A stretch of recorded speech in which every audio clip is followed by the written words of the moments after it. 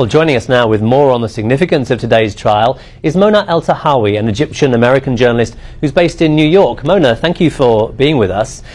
First of all, what did you think of the pictures of him, the images of President Mubarak on that stretcher? He's supposed to be suffering from cancer, we're told. Was that, did it arouse any sympathy? It's absolutely astounding to watch the tyrant, the former tyrant of my country of birth, in a cage, being treated like any other defendant. And it didn't stir any sympathies within me, because for 30 years, Mubarak denied the kind of justice that we're now offering him to Egypt as a whole. So this day is a day that myself and many other Egyptians never imagined we'd see. I met an Egyptian in Cairo last week who told me the most we dreamt of was what will happen when he dies. Never ever that we will get rid of him and put him on trial. So, I mean, from your point of view and what we heard in the report there, many in Egypt are looking on this as a moment they've been waiting for, they never thought they would see. But, I mean, in the last few weeks, Egypt's revolution almost seems to be coming off the rails slightly. It's not, has the reality lived up to the promise, the hope?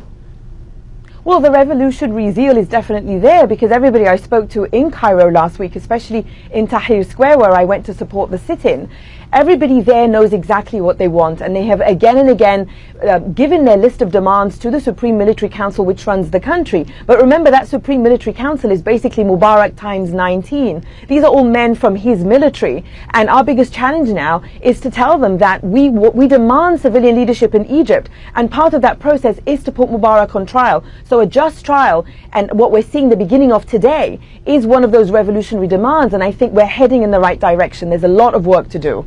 The charges are going to be very difficult to prove, though, that he personally ordered the military to open fire. What if it doesn't go the way that you hope?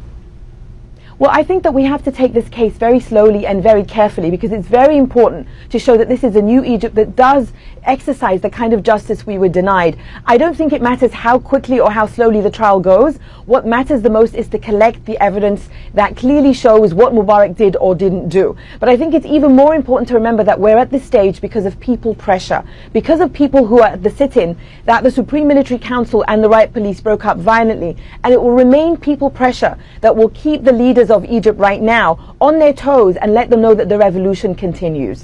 Very briefly, the AP today was quoting the spokesman for the Libyan rebels saying, "We wish to see Gaddafi in a cage one day." So obviously it's people across the Middle East that are watching this.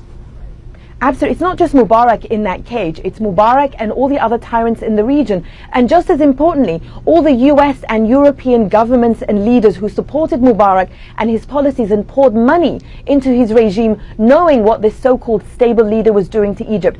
All of those corrupt and hypocritical policies are on trial today, and every citizen in the region is wishing for the day they put their tyrant in a court to face justice. Okay, Mona Eltahawy, thank you very much. We watch with bated breath.